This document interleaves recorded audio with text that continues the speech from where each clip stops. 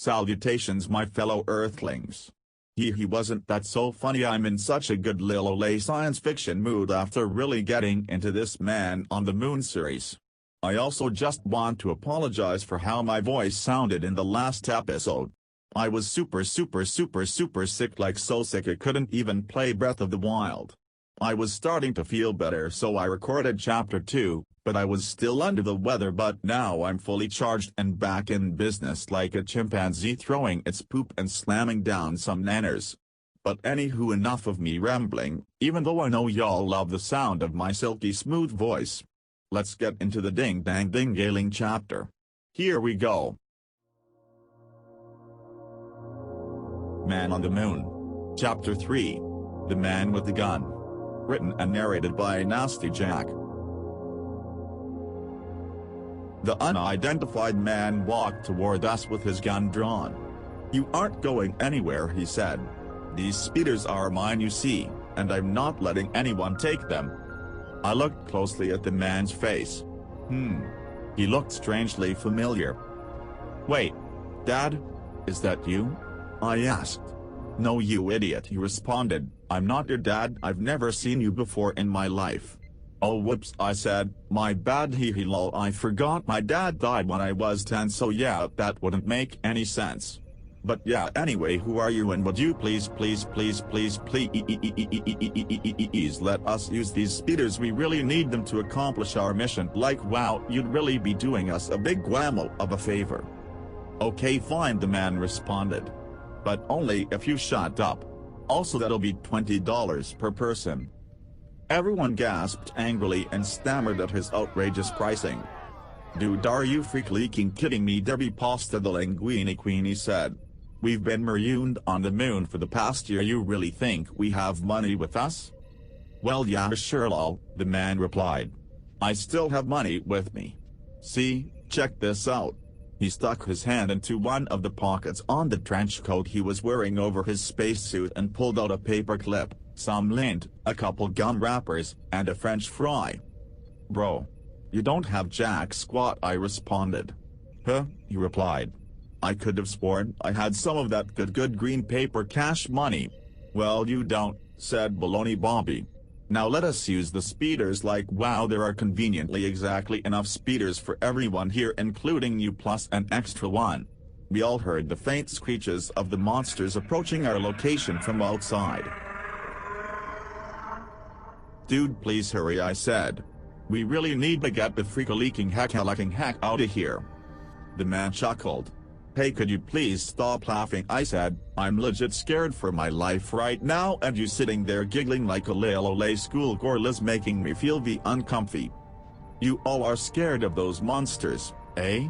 the man said. "Oh, dumb," we all responded.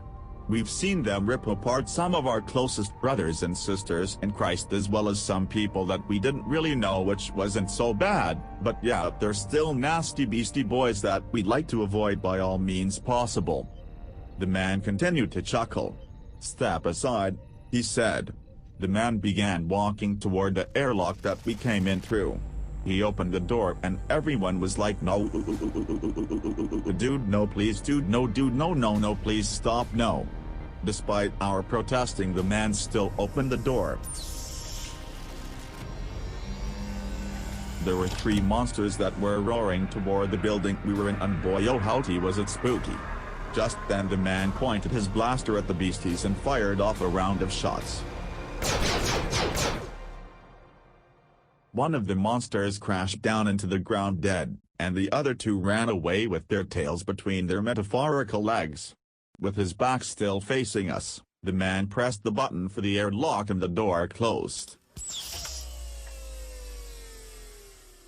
There was a moment of silence as everyone was in shock and awe and wonder, and I let out a huge nut buster of a fart because I was scared, surprised, and also a little bit gassy. Lol. Little Debbie, the queen of snacks, started to speak, her voice quivering like a little quiver of arrows. "Who?" she started. "Who are you?" The man slowly turned around and moseyed back toward us.